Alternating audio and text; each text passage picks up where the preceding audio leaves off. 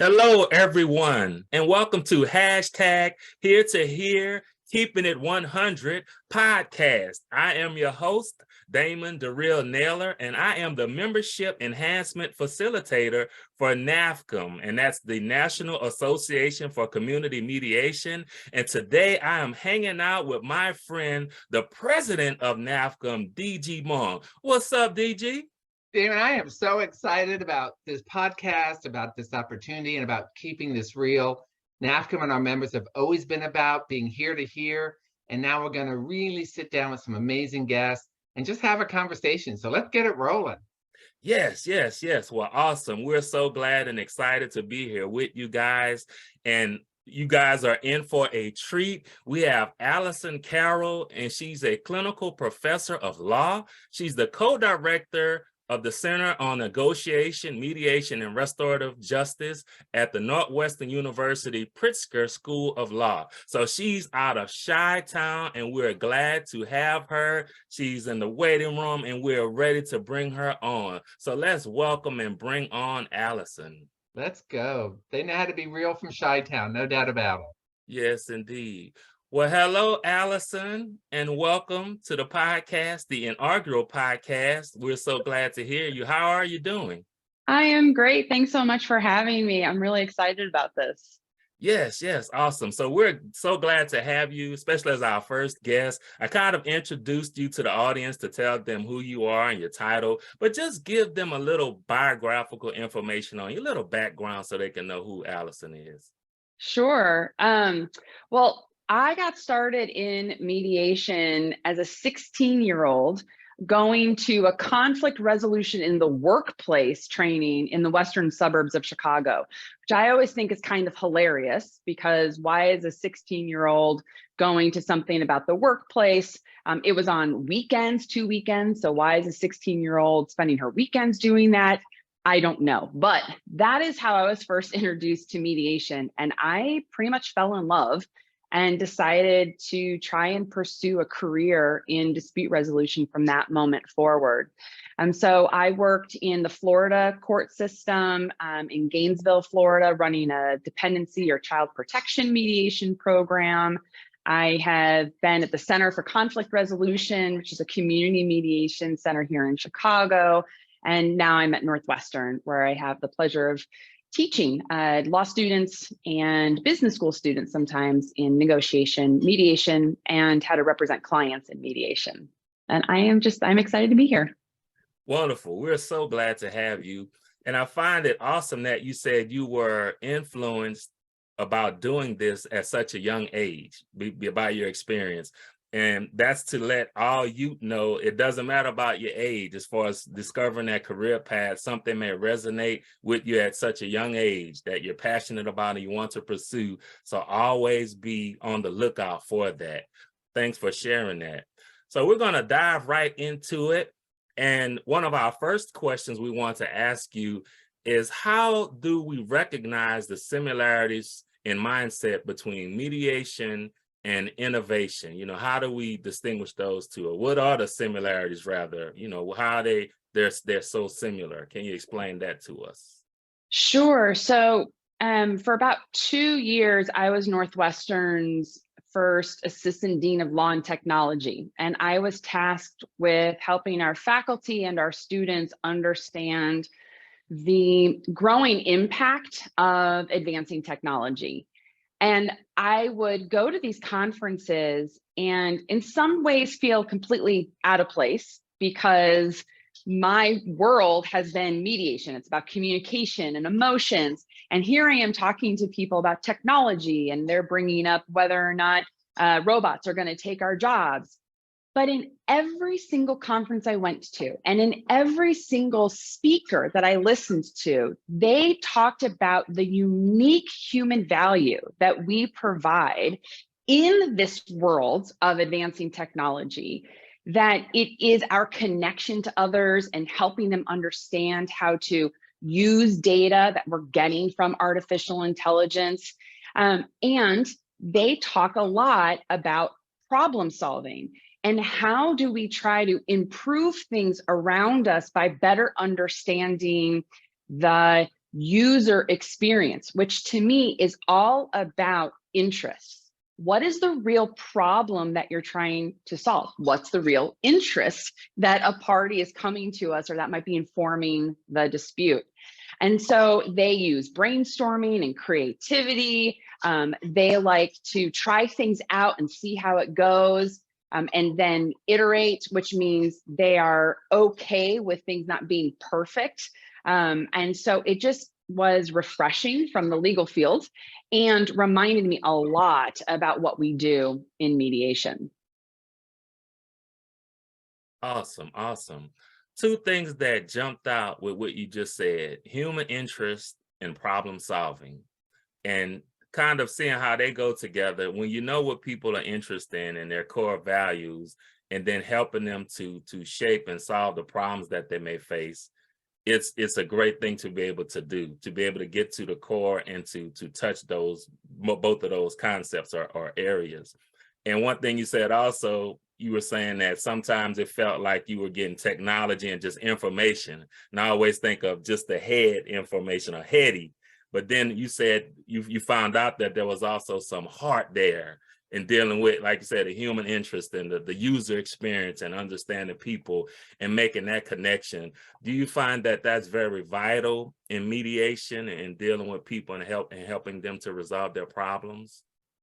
Yeah, absolutely. And I think that it's one of the things that most surprised me about the innovation space, because I came from a world of mediation that, I worked in small claims mediation. I worked at a community mediation center. I tried to start a neighborhood justice center in Florida while working in the courthouse, and was really struggling with one, how do we promote this in an effective way so people are using it more?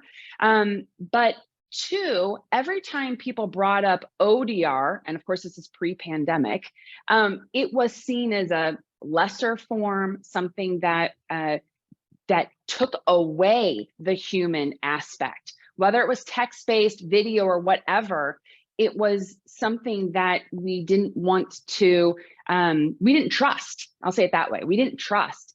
And so then to be in this space that was all about technology and them talking about the human element sort of made me sit back and listen a little harder to figure out what had I been missing, or what had our field been missing in our lack of embrace of technology up until COVID-19 pandemic. Awesome. So the pandemic basically kind of, in a way, forced us into having to incorporate the technology, right? And 100%. Yeah, Yes. yeah. And just figure out how we're going to bring the interaction some kind of way into this as well. Awesome. Yeah. DG, did you have anything you want to ask or say, DG, or you? I'm curious, Alyson, maybe sidetracking a bit about your work in Florida in creating a justice center, because a new program that we've been blessed with some funding is called Emerging Centers, and really help folks who really believe having a center is going to be a place, an innovative place for my community, for people to really begin to resolve conflict. What did you find were some of the barriers in your ability to do that? Because it sounded like it wasn't as sustainable as you had hoped. At least that's what I was hearing. No. Tell me, for people who are thinking about being innovative, like you're talking about, whether it's using Zoom or in person or hybrid, what did you find was not there that needed to be there so you could really establish such a center? Sure. So I'll admit this was in the 90s, so it was a long time ago, but it was also in Florida, where there's a pretty strong adoption of mediation by the state. And so it's used pretty heavily in the courts. But I found, I remember my boss, Robin Davis, who was running the 8th Judicial Circuit ADR department at the time, and has since went to University of Florida and was running their mediation clinic. But she wrote this beautiful op-ed for Mediation Week in the local paper, and they misspelled mediation as meditation. So like this classic mix-up comes right out into this op-ed.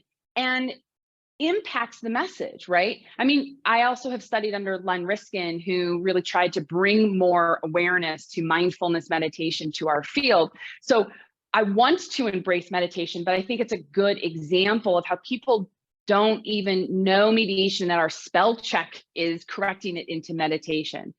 So I think that was one piece, is just awareness.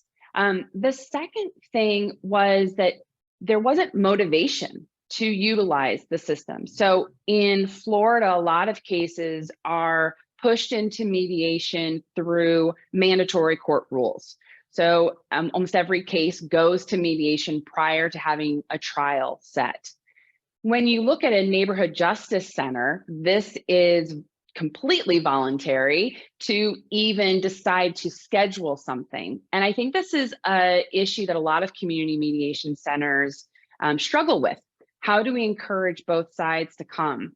So I think there's a lot of area, or a lot of opportunity for innovation here. So we have innovation in how we market what it is we do and spread the word. And I have students right now this semester working on final projects where I ask them to create innovative solutions to identified problems. And so this is a big one for them. They are creating clever advertising campaigns that can be put on, in buses, like a got milk type campaign to get it really stuck in people's minds. I have them, I shouldn't say they are coming up with ideas like better targeted ads on Google. So when somebody searches for things like dispute, conflict, anger, things like that, then instead of the first thing coming up being court or hire an attorney, something about mediation comes up. I have people coming up with Facebook ads that can be targeted towards people's posting history, I guess. Again, I'm not a technologist. I just like living in the sides of this space, the outer rim of this space, but where they're able to target ads to people who might be most interested in some type of dispute resolution process. So there is so much more that we could do with regards to innovation in our marketing. But then you have, okay, now people know what mediation is, which is still a huge hurdle for us, but now they know what it is. Well, then how are we engaging them to get something scheduled? And a lot of community mediation centers, we're nonprofits. We have very little limited funding. So how can we better replicate the ease of scheduling, getting a haircut, getting your nails done, the doctor, right? So how can we make it easier for people so that it is a single step as opposed to a call, leave a voicemail, or fill out a form and wait to be contacted back? So I think there's a lot of innovation there. Okay, now let's say we have contacted both of them. There's still this concern of, well, what is it that I'm signing up for, even if I've now heard of mediation? So I've got some students who are coming up with very interesting self-guided forms that help somebody think through their communication style, their understanding of the other person, their thinking through what their interests might be, not using our terminology, but instead asking the questions that as mediators, we don't say, what's your interest, right? But what's most important to you? What would it look like if this was resolved?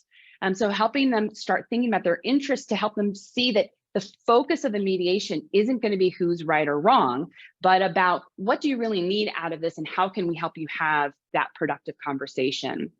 And so I think there's innovation in each of those steps. There's innovations that I think a lot of community mediation centers are starting to look at, of the single party mediation, more like the conflict coaching, that I think our field can embrace more. So there's a lot that we could improve, not necessarily about our process per se once we're in it and once we have the parties there, but everything leading up to it and everything then ways that we support parties in it. So how can we give parties easier access to information? So depending on where you mediate, the role of the mediator in giving information can look very different. So I've definitely been in a number of places where we don't give any information. It's all about questions. Where would you get that? What would it mean if you got that information? How would that impact things?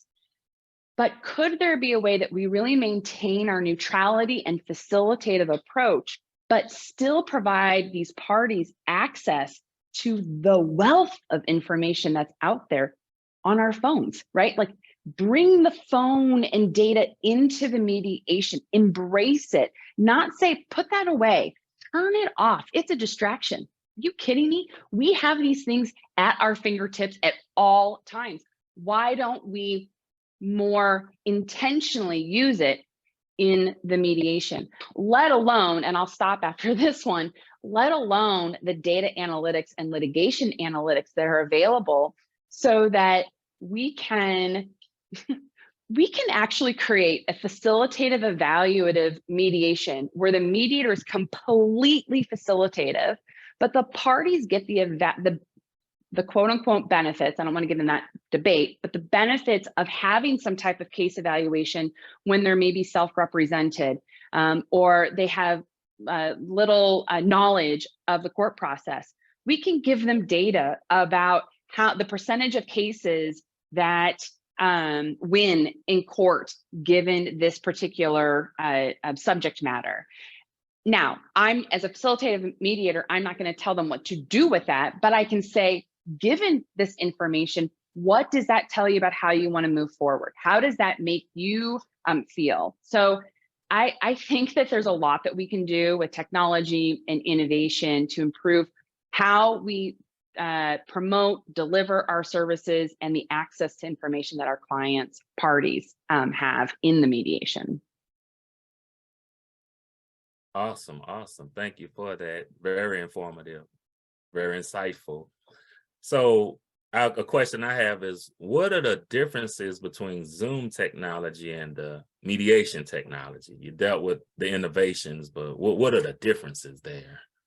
Well, so I really appreciate that question because to me, this goes back to our pre-COVID understanding of technology, which was very limited, skeptical, if outright against the use of technology. COVID comes, we are forced to adopt Zoom if we want to continue with our services at all. I think a lot of mediators have found not that bad.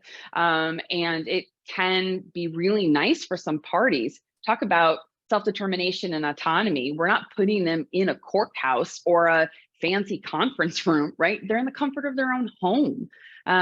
So I think there's a lot of advantages there, but the difference between Zoom mediation and mediation technology could be some of the innovations that I mentioned. So bringing technology to the mediation table, not just using technology as the platform for us to communicate with each other. The latest, there was a report that just recently came out from the ABA about like best practices in ODR, and they define ODR very broadly. So it is just the use of mediation associated with the mediation process. So that can mean everything that I talked about in the previous answer to the use of Zoom, email, text, video, whatever, as a way to communicate. But then when you read through the report, the vast majority of their examples really are this classic understanding of online dispute resolution, the use of technology to move the dispute resolution process to an online form, platform, communication mode. And I think that mediation technology can be much broader than that. So I hesitate to use ODR, the term ODR anymore, because I'm really trying to distinguish between what we understand or is typically discussed as ODR and these, I think, more broader application of technology. Awesome, wonderful. Well, did you have any more questions, any final questions for Alyson here? We're almost coming to a close.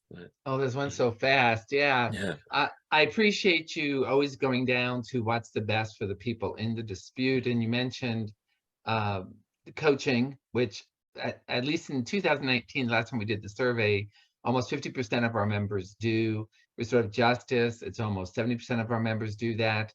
And not just court or jail, but actually in the community, working with folks and really with your, I'm curious, with your students, how do you help them realize that it is the participants and their dispute that really should shape how the process goes, as opposed to, okay, this is your process and you're going to fit it everywhere? I'm just curious how you help them come to that realization. So, okay, this is a moment of truth. This is called keeping it real, right, David? Keeping it real, okay. I teach law students. And so part of what I teach them is how to represent a client in mediation.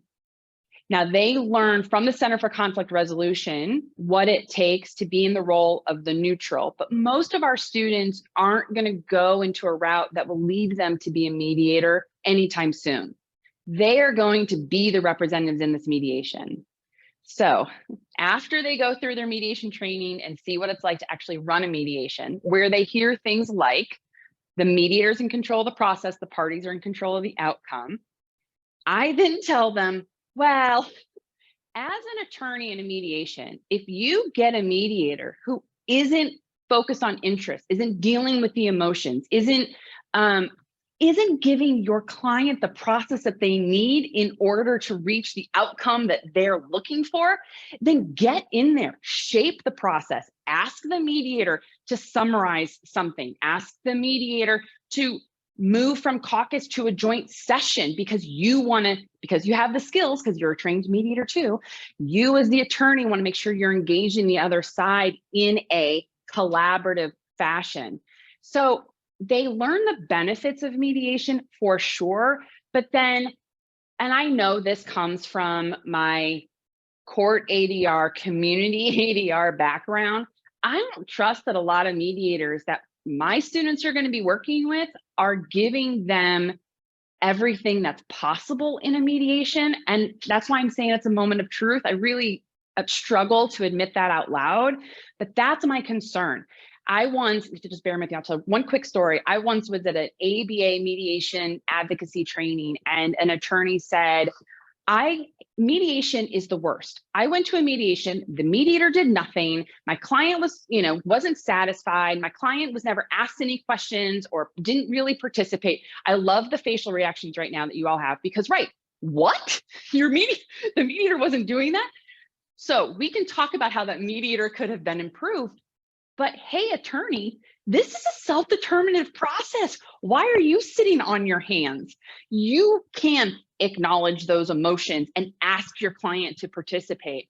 So I'm really just trying to make sure that the attorneys that we're graduating understand what's possible, what to look for in a really skilled mediator, but then to do it themselves or to engage the mediator to make it happen. Because I know that, well, I'll say it, unfortunately, we are moving more and more towards that caucus only, separate the parties type of mediation in the commercial cases that they're likely to be doing. So I'm really trying to encourage them, empower them to make it look more like what we do in community mediation, I guess. I would say make it be embedded in mediation and not drift its way over to arbitration. And when it comes to caucusing, but that's for another day. Thank you, Damon, for letting me ask some questions. Alyson, thanks for keeping it real. Damon, it's all back to you. And yeah, very excited. Well, thank you so much, Alyson, for being our guest. You did a phenomenal job. You were super, and I appreciate you, DG, for co-hosting with me. But I know that the information you've given will resonate with our listeners, our audience, and they'll be receptive and be able to implement some of the strategies and the information you shared. But we just truly thank you for giving up your time. Is there any one last thing you want to leave with the listeners before you go? Well, I'll say thank you to the two of you for putting a podcast like this together. I think this demonstrates some innovation.